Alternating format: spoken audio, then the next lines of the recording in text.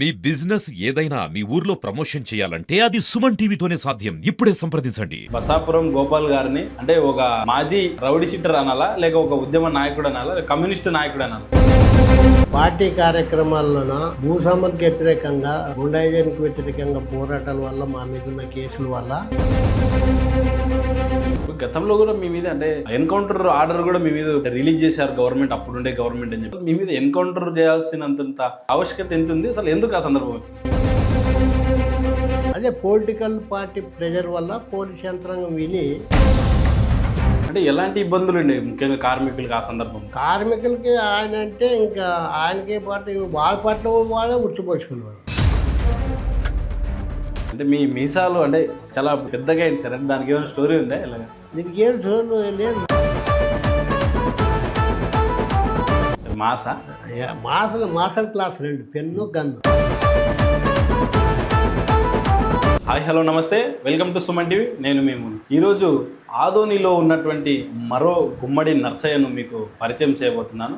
Same అటువంటి అదే పోలికలు కలిగినటువంటి నాయకుడు ఆదోనిలో నిత్యం ప్రజల కోసం ఉద్యమం చేస్తూ తనకంటూ ఓ ప్రత్యేకతను చాటుకున్న నాయకుడు. ఆయన ఎవరో కాదు, సిపిఐ అనుబంధ సంఘమైనటువంటి రైతు విభాగానికి సంబంధించినటువంటి బసాపురం గోపాల్ గారు ప్రస్తుతం మనతో ఉన్నారు. ఆయన అడిగి మరిన్ని విషయాలను తెలుసుకునే ప్రయత్నం చేద్దాం.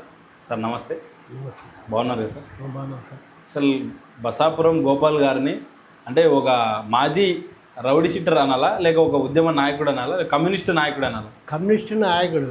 కమ్యూనిస్ట్ నాయకుడు అంటే మీ మీద గతంలో కూడా చాలా ఇలాంటి ఆరోపణలు వచ్చాయి. రౌడీ షీటర్ కూడా మీ మీద గతంలో ఉండింది అన్నారు. అంటే ఎందుకోసం మీ మీద బలాయించాల్సి వచ్చింది? కమ్యూనిస్ట్ పార్టీ యాక్టివిటీస్ వలన, పార్టీ కార్యక్రమాల్లోన భూస్వాములకు వ్యతిరేకంగా, గుండాయిజానికి వ్యతిరేకంగా పోరాటాల వల్ల, మా మీద ఉన్న కేసుల వల్ల మా మీద రోడ్డు షీట్ ఓపెన్ చేసింది.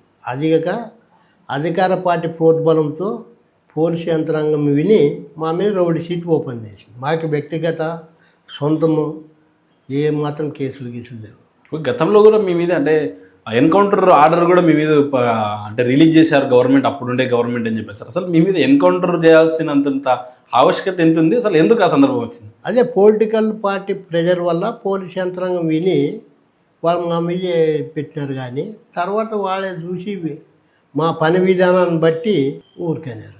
అంటే గతంలో అంటే మీ పని విధానాన్ని ఇచ్చేయలేకే ఆర్డర్స్ ఇచ్చారంట, రాజకీయ కారణాలతో జరిగాయంట.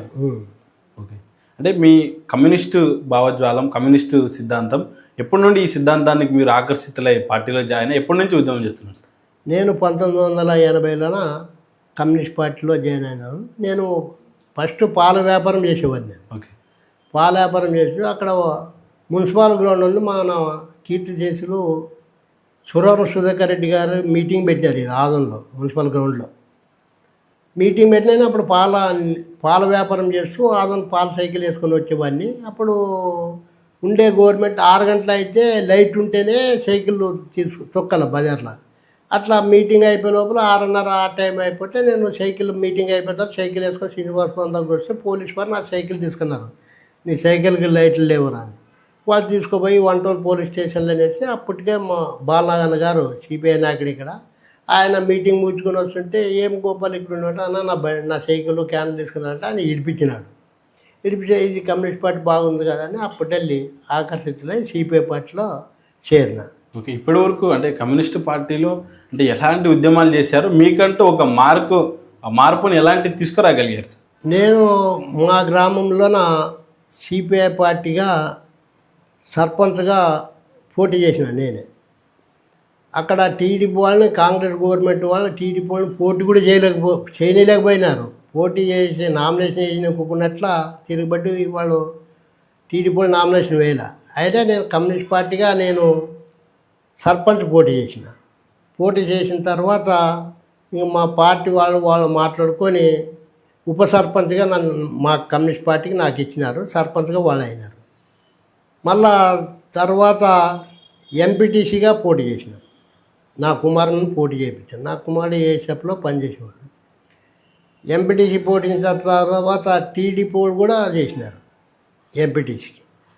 టీడీపీ వాళ్ళకు అప్పుడు వైఎస్ఆర్ గవర్నమెంట్ వాళ్ళు మాట్లాడుకుని వాళ్ళు ఏం చేశారనుకుంటే వాళ్ళు విత్డ్రా చేసినారు. అయినా నాకు సాయిప్రసాద్ రెడ్డి ఎమ్మెల్యే గారు పిల్లంపించి నీ కొడుకు మ్యారేజ్ కాలేదు కాబట్టి మీకు డబ్బులు ఇప్పిస్తాము ఉద్యోగం ఇప్పిస్తామని ఎర్రూపినారు.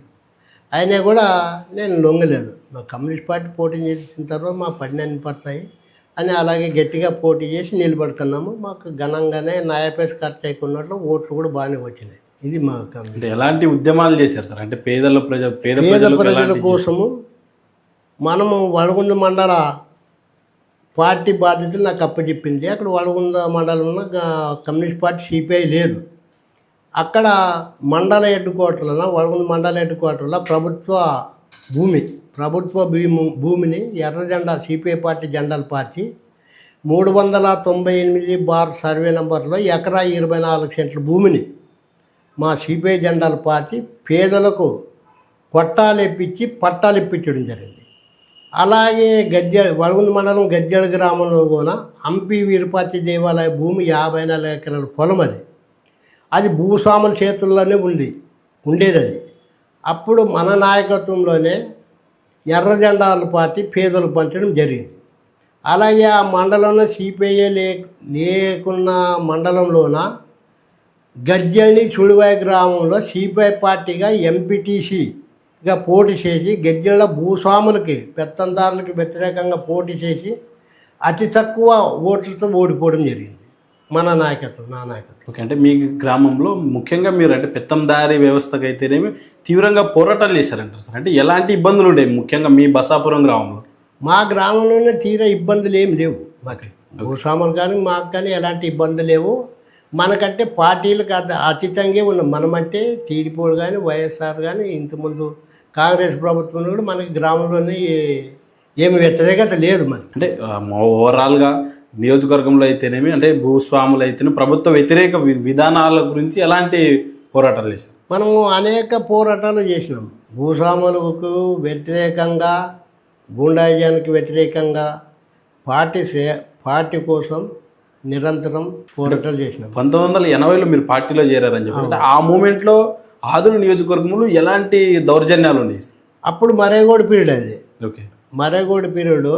అప్పుడు వాస్తవంగా చెప్పాలంటే మరేగోడికి కమ్యూనిస్ట్ పార్టీకి మాకి వాళ్ళకి పోటీ ఇక్కడ ప్రత్యామ్నాయం లేదు. ఓన్లీ సిపిఐ పార్టీకి మరేగోడికి ట్రేడ్ యూనియన్ మిల్లలో. అంటే ఆయనే పార్టీలో ఉండేవారు అప్పుడు? ఆయన టీఎన్టీసీగా ఉన్నాడు.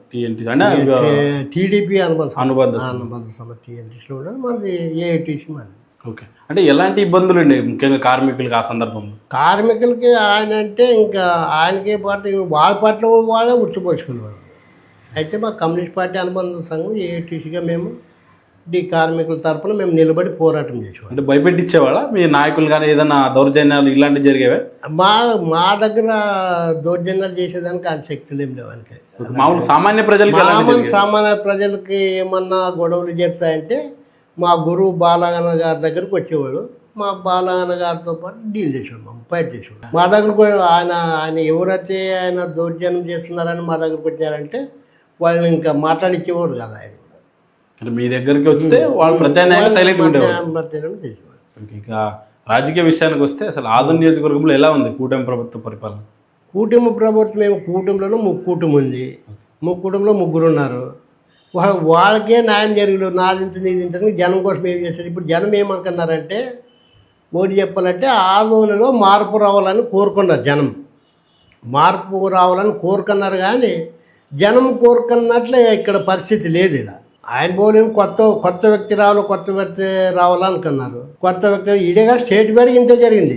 ఇప్పుడు మన ఆదోని ఒకటే కాదు, రాష్ట్ర వ్యాప్తంగా ఇంతే కోరినారు.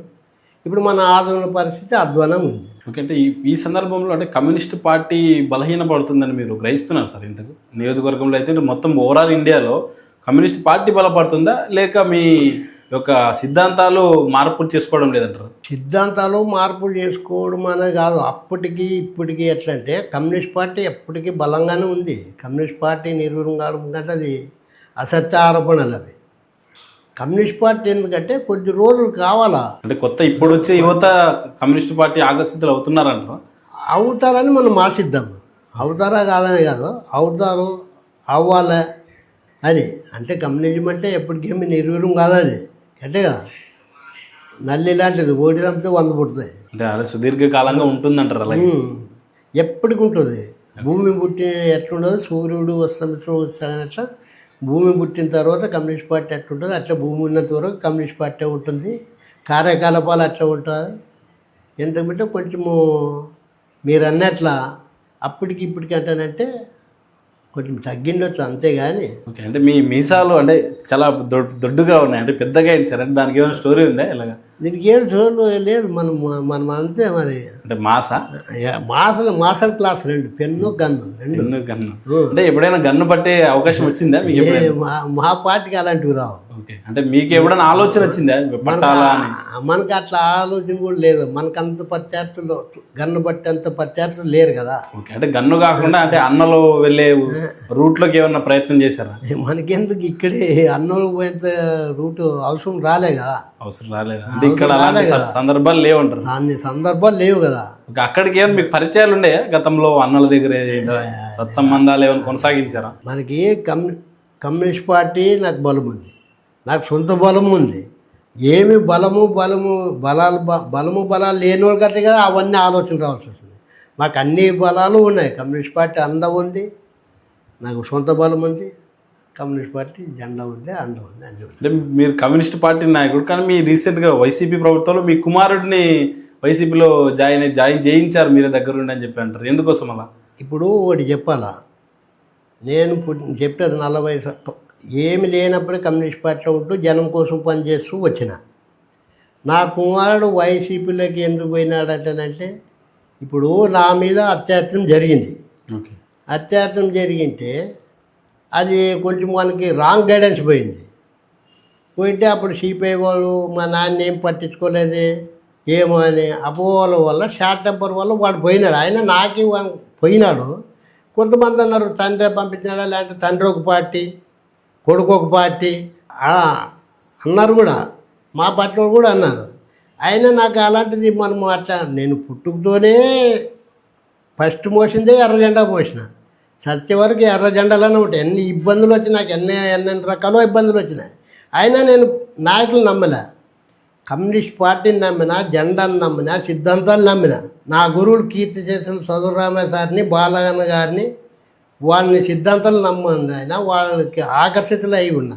ఇప్పటి వరకు మీరు కమ్యూనిస్ట్ పార్టీలో ఉంటూ నా ఎన్ని ఇబ్బందులు వచ్చినా నా కుమారుని కూడా చెప్పినా నిన్ను పట్టించుకోవాలంటే వాళ్ళు ఎవరు పట్టించుకోపోయినా ఒక్కరు పట్టించుకొని ఒక్కరి సమస్య ఒక నాకు కడుపు వస్తే నేను వాము తినాలి అంతేగాని కట్టే కదా. డాక్టర్ ఉంటాడు, మనం ఉంటాం, నాయకులు ఏం చేస్తారు చెప్పు. ఇప్పుడు మనం ఏమన్నా మనకు సాయి మించితే నాయకులు అనాలి, మన పరిధిలోనే మన సమస్య మన పరిధిలోనే మనమే చేసుకున్నాను, నాయకులు అంటారు కానీ మళ్ళీ వాళ్ళని మన ఏ సభ్యులకే జాయిన్ చేసినాము. ఇప్పటి వరకు మీరు అంటే ఎంత సంపాదించారు సార్ కమ్యూనిస్ట్ పార్టీ? మనకి జనాన్ని సంపాదించుకన్నా సిద్ధాంతాలు నమ్మకన్నా ఏమబ్బా. అంటే చాలా మంది మీ నాయకులే సంపాదించాలి, స్థలాలు పొలాలు రూపరీత్యా ఉంటాయి, అలా మీరు కూడా ఏదైనా పొలాలు స్థలాలు ఏదైనా ఇచ్చేసి? మనకి ఏం అవసరం లేదు, మాకు దేవాలయ భూమి ఉంది, 2 పంటలు పండుతాయి, కూడు గుడ్డే నీళ్ళ ఉంది, సమాజంలో గౌరవం ఉంది.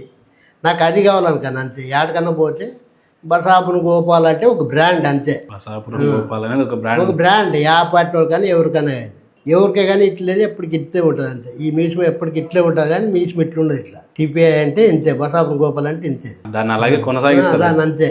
అంటే మామూలుగా చివరిగా మీ కోరిక ఏంటి సార్? అంటే రాజకీయంగా అయితేనేమి, సిద్ధాంతపరంగా అయితేనేమి, సమాజ పరంగా అయితేనేమి నా కోరిక ఇది అనేది ఒకటి ఉంటుంది, అలా మీ కోరిక ఏంటి సార్? నా కోరిక ఏం లేదు, కమ్యూనిస్ట్ పార్టీని ఇప్పుడు కమ్యూనిస్ట్ పార్టీకి అప్పటికి ఇప్పటికి ఎట్లా కమ్యూనిస్ట్ పార్టీ ఎట్లా తగ్గిందంటే ఇప్పుడు కొంతమంది మా దాంట్లో వారు కొంతమంది ఒక పార్టీలో వచ్చి అలయన్స్ పెట్టుకొని ఇవి పెట్టుకొని అంతా పార్టీ నాశనం అయిపోయింది. ఇప్పుడు మన కమ్యూనిస్ట్ పార్టీ మా సిద్ధాంతం ఏమైనా సమస్య వస్తే పోరాడి సాధిస్తేనే దానికి ఫలితము. ఇప్పుడు ఏం అవతల ఇప్పుడు మా దాంట్లో వాళ్ళకి కమ్యూనిస్ట్ పార్టీ వాళ్ళు వెనకపోతే ఆర్టీ పోమరా, ఎంఆర్ఓ ఆఫీసర్ పోమరా, సబ్ కలెక్టర్ పోమరా, ధర్నా చేస్తాంరా, ఈ ధర్నా చేస్తాంరా అనే ఆలోచన వచ్చి బీజేపీ బీజేపీతో పోతే వాళ్ళు ఫోన్ ద్వారా అవుతాయి అనే జనానికి సోమర్థనం వచ్చింది అంతే కదా. ఇప్పుడు కమ్యూనిస్ట్ పార్టీ బలపడుతుంది దాన్ని వేస్ట్ చేయాలి అంతే. కమ్యూనిస్ట్ పార్టీ బలం చేయడమే మీ కోరిక, కమ్యూనిస్ట్ పార్టీ బలం చేయడమే మా ధ్యేయం. చివరిగా మీ కోరిక కూడా. అప్పటికి పెద్దలు చెప్పేవాడు మాకు, ఓకే నాయకులు జనం లేకపోతే సెట్లు చెప్తుంటారట మీటింగ్. ఓకే, అంటే ఎవరు వచ్చినా రాకుండా చెప్పాలని, రాకపోయినా చెప్పాలని మా సిద్ధాంతం అది. థ్యాంక్ యూ సార్, మీ విలువైన సమయాన్ని మాకు. ఇది సిపిఐ అనుబంధ సంఘమైనటువంటి రైతు సంఘం ఆదూరు నియోజకవర్గ కార్యదర్శి బసాపురం గోపాల్ గారు మాట్లాడుతూ తన రాజకీయ జీవిత లక్ష్యం కమ్యూనిస్ట్ పార్టీని బలపరచడమే తన కోరిక అని చెప్పేసి చెప్తున్నారు. ఉద్యమం కోసం అనునిత్యం పనిచేశాము, ఉద్యమమే ఊపిరిగా తాను జీవితాంతం కొనసాగించానని చెప్పేసి చెప్తున్నారు. ఎన్ని ఆటుపోట్లు ఎదురైనా ఎర్ర జెండాను మాత్రం వీడోలేదు, భూస్వాముల తిరుగుబాటు చేసి పేద ప్రజల పక్షాన నిలిచామని చెప్పేసి ఆయన మాటలోనే విన్నాం. Thank you.